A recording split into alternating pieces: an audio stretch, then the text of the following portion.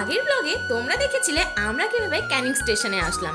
তারপর আমরা যে ট্রাভেল এজেন্সির সঙ্গে গিয়েছিলাম সেই দাদারা আমাদের পিক আপ করার জন্য বোর্ড হাতে নিয়ে স্টেশনে তাদেরই অটো করে 30 মিনিটে আমরা পৌঁছে গেলাম সোনাখালী ফেরিঘাটে।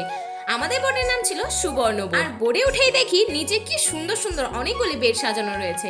তারপর আমরা ফ্রেশ হয়ে উপরে চলে গেলাম।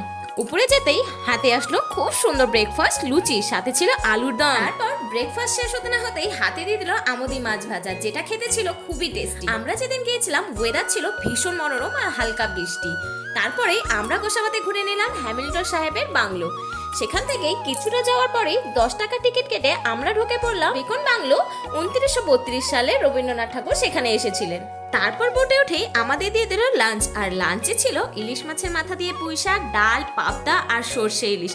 আর ইলিশটা খেতে ছিল ভীষণই টেস্টি। খাওয়া দাওয়া করে আরাম করতে না করতে আমাদের দিয়ে দিল পেয়ারা। তারপরে উপরে উঠে সুন্দরবনের প্রাকৃতিক সৌন্দর্য উপভোগ করছিলাম। তখনই দেখি পাশ দিয়ে বাংলাদেশের জাহাজ যাচ্ছে।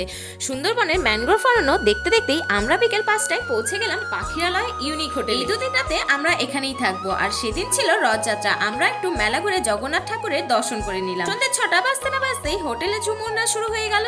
আর তার সাথে স্ন্যাক্সে ছিল এগ চাউমিন। আর কি তালে তালে আমিও একটু নিচে নিলাম। আজকে ডিনারে ছিল মটন কষা, ডাল, ভাত আর সবজি।